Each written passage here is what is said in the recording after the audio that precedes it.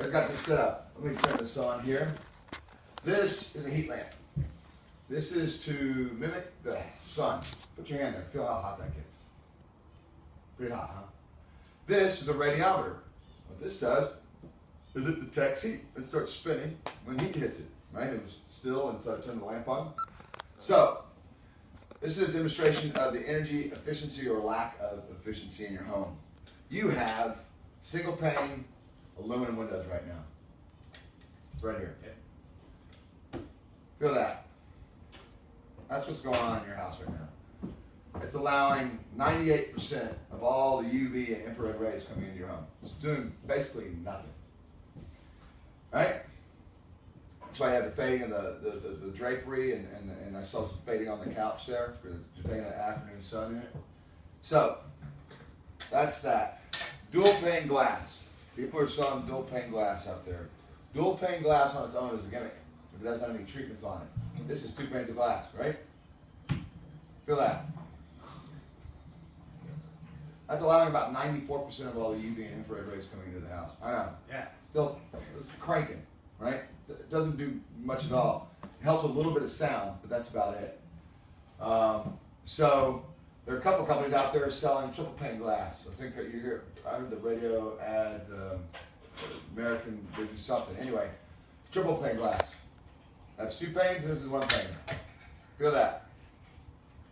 Not much different, other than adding weight to a window. So now you're adding triple pane weight to a plastic window, which is not structural.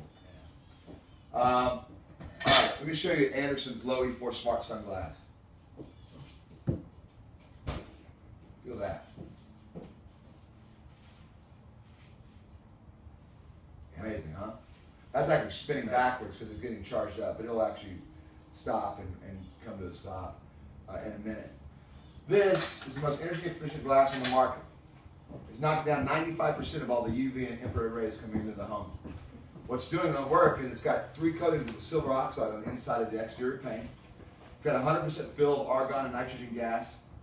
The exterior of the glass actually feels smooth, right? It's not. It has microscopic pits in it that hold dirt molecules and water molecules. And what that happens is causes the window to get dirty. So Anderson, in their infinite wisdom, coated the exterior with a titanium oxide, which has this photocatalytic reaction with the sun, kind of gets charged up. So you can literally take a hose to it and shoot at the window, and all the dirt and water will shoot off of it. See, look at that. Done? Yeah. So, anyway, take your hand. I want you to take your hand and feel, take your backside and feel how cold that is. Yeah. Feel how hot that is. Yeah. Right? Yeah. I mean, that's drastic, yeah. What it's doing, it just basically sends the heat back to its source. So when the sun hits it, it radiates back. The same thing in the winter, as you heat up your home, instead of escaping right out the windows by the, instead of escaping right out the windows, Take care. it radiates back in. So you know how you turn your heater on now and it gets to a certain temperature and kicks off, right? Well, everything in your house has that temperature and it's radiating heat. And so, but then the heater kicks back on in 10 minutes, right? Because it's just escaping right out the windows. What happens is when you seal up your house with this, as it radiates back in, and your house will stay much more temperate. So what do you think of this glass? Is that the kind of energy efficiency that you're looking for in your home? Yeah. Yeah. Yeah. We were the Energy Star Partner of the Year for 2013, 2012, 2011, 2010. Anderson is literally 5 and 10 years ahead of everybody else in technology. All right. Let me explain. There's what's called out-of-the-box performance and long-term performance, right? You can build a window that works day 1, but is it working year 3? And what I mean by that is, this is how windows are put together. This is how the industry does it. What they do is they take aluminum spacer bars, which is highly conductive, as we know, but it's pretty cheap. And they shape the window. They get to shape whatever the window size of the window is. And then they put glue down on it. And then they put the glass on it, right? And they may have a coating. You probably driven around your neighborhood and seen like new windows that had a greenish tint to them or a bluish tint to them, right?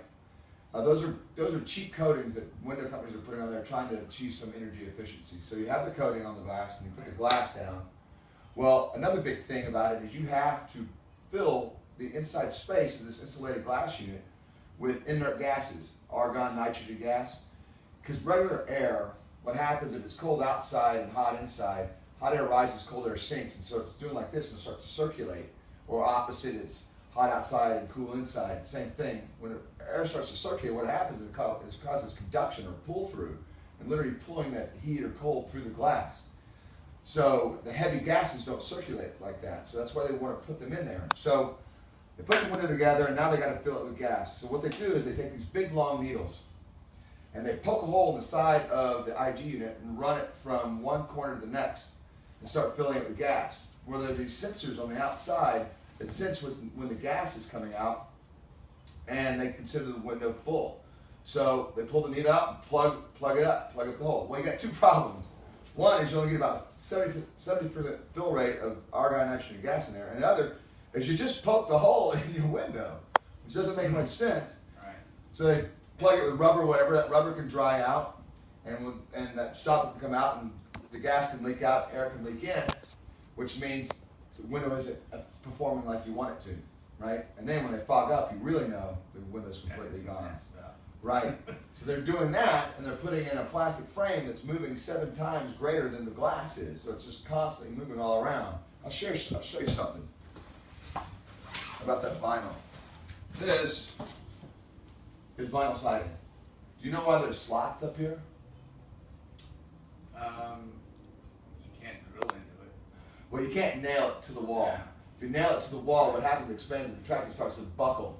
So you hang it on these slots. So that's how much vinyl is moving back and forth. But anyway,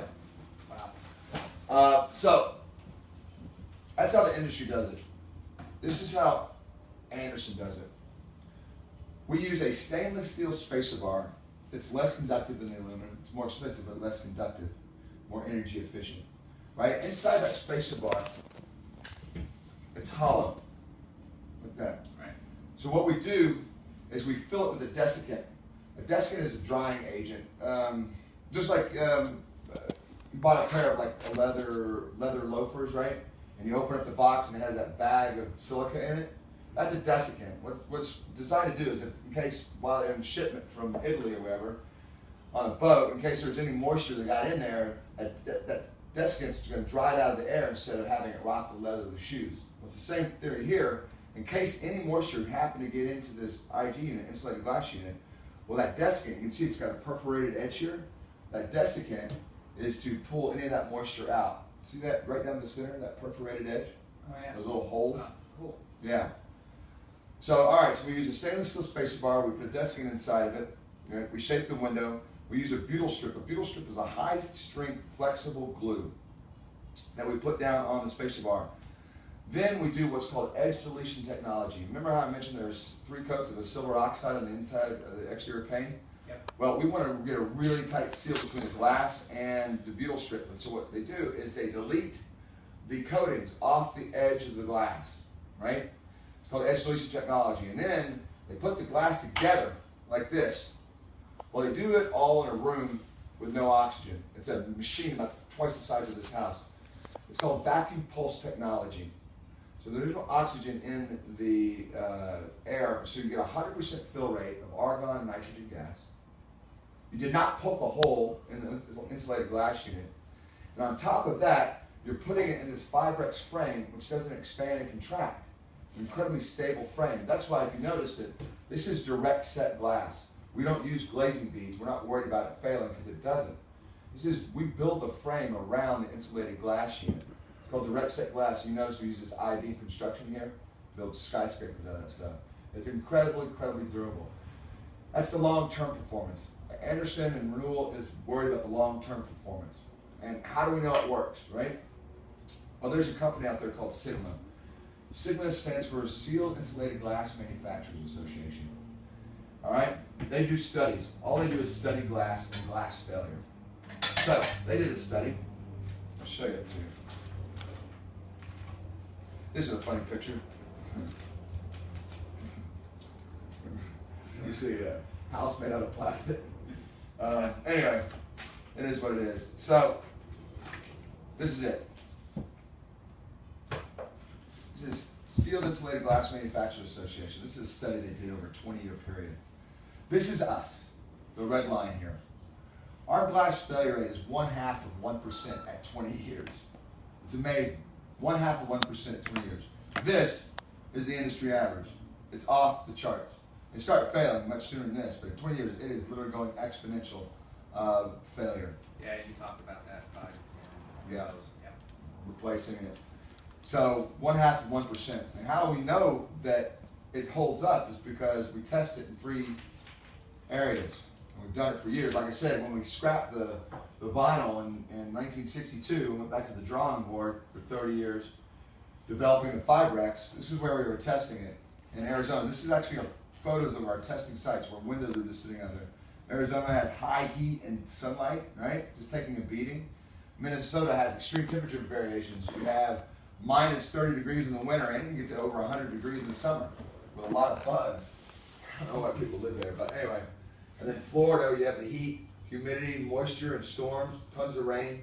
We've tested these facilities. We know that it holds up. It is a long-term solution to your window problem. You're never going to do the windows again. What do you think of that? Sounds like a plan. Cool. Well, you know what? Let me show you the window. All right? You have gliding windows in your house? I brought a gliding window in. Let me just kind of get some of this to photo there. Well, that was kind of the only style back then, yeah?